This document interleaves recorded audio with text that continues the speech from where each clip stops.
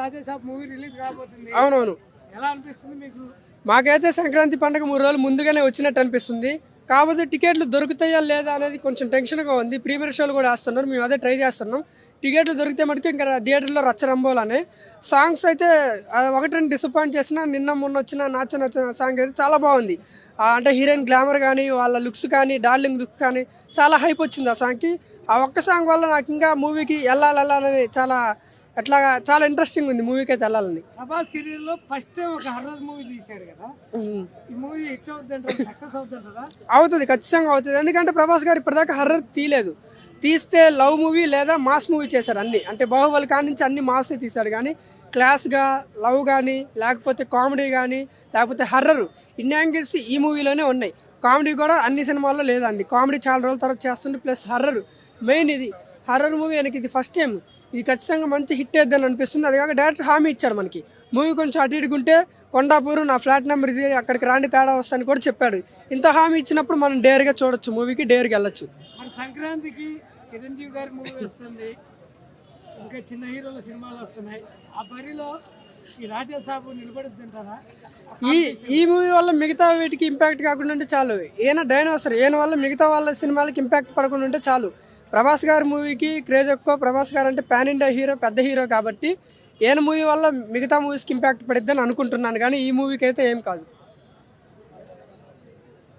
So ఈ చిన్న సినిమాలు కూడా రావడం అవసరం అంటే ఈ పెద్ద మధ్యలోంచి, అంటే ఫెస్టివల్ మూడ్ కదా అందరూ. ఇద్దరం చూసేస్తాం, మిగతా చిన్న కూడా చూస్తారంటారా? చూస్తారంటే ఇప్పుడు చిన్న సినిమా పెద్ద సినిమా అని ఉండట్లా, కంటెంట్ నచ్చితే ఏ సినిమాకైనా వెళ్తుండ్రు.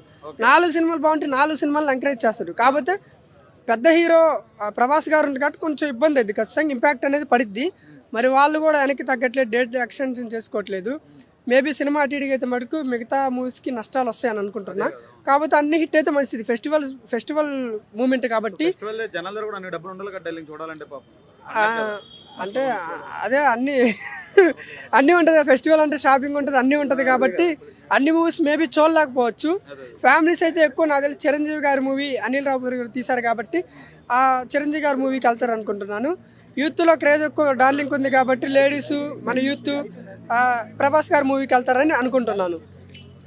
ఏదైనా కాంపిటీషన్ ఈ 2 మూవీస్ మధ్యలోనే ఉంటుంది, ప్రభాస్ గారిది, చిరంజీవి గారిది.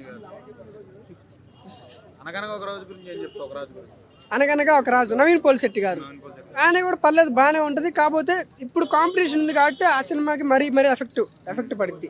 ఇప్పుడు కాంపిటీషన్ ఉంది కాబట్టి కొంచెం ఇబ్బంది అవుతుంది. వాళ్ళు కొంచెం ఒక వారం లేదా 10 రోజులు తర్వాత తీసుకోవాల్సింది మూవీ. ఫెస్టివల్ మూమెంట్లో అది కూడా పెద్ద వాళ్ళు ఉన్నప్పుడు వేశారు, వాళ్ళ మూవీకి ఇబ్బంది అవుతుంది.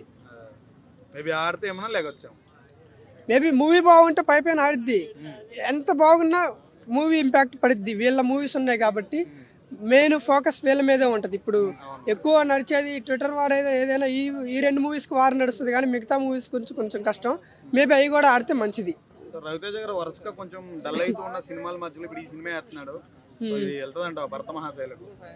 అదే రవితేజ గారిది, చిరంజీవి గారిది మూవీస్ కొంచెం ఈ మధ్యన అటు ఇటుగా ఉన్నాయి. వాళ్ళు ఒకటి హిట్ అయితే 2 ఫ్లాప్ అవుతున్నాయి, డబల్ అవుతున్నాయి.